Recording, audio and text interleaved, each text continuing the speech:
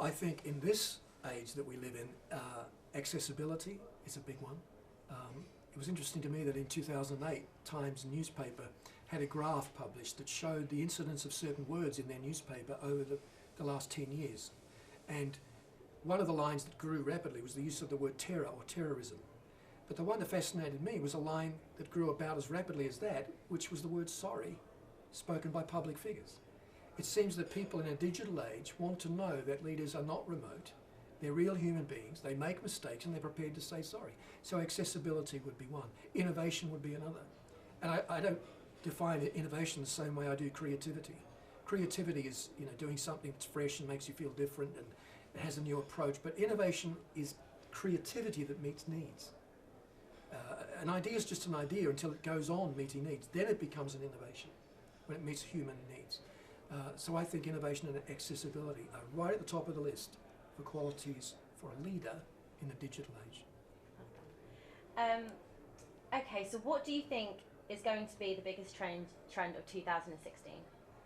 The biggest trend of 2016, well, that'll be a toss-up between several things, between virtual reality, between robotics. Let's not forget that 12 years ago, Sony couldn't get a robot to walk. Now they've got a whole wing of their research faculty in Japan devoted to what they call robot anthropology, the study of how robots will interact with you and I at every level of life. Let's not forget that we've got drones now being built to rescue soldiers on the battlefield. Let's not forget we've got nanobots being built to inject into the bloodstream to identify and take out dangerous germs and dangerous conditions. So robotics is a big one. Virtual reality is a big one. I think new aspects of social media will be a big one. Virtual social media, I think I mentioned before, being able to go into a space and interface with the avatars of your friends. By the way, avatarism on its own is going to be a big thing.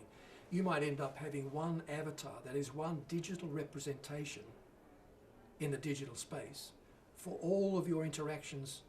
At the moment we have 5 or 6. We have one for Twitter, one for Instagram, one for Facebook, blah, blah, blah.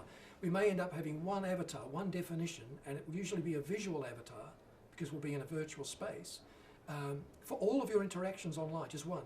Like the real you becomes the digital you. And that raises questions too about ethics and humanity, but it can be a useful tool. Would you be comfortable with that?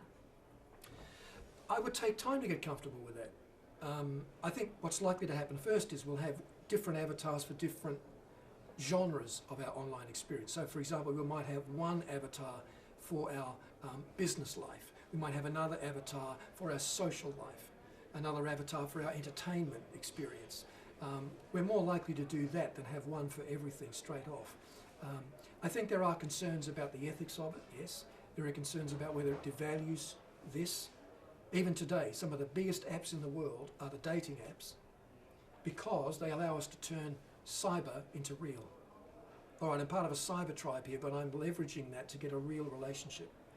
And so people are looking still for the eyeball time. They're looking for face-to-face. And technology, I think, should serve that.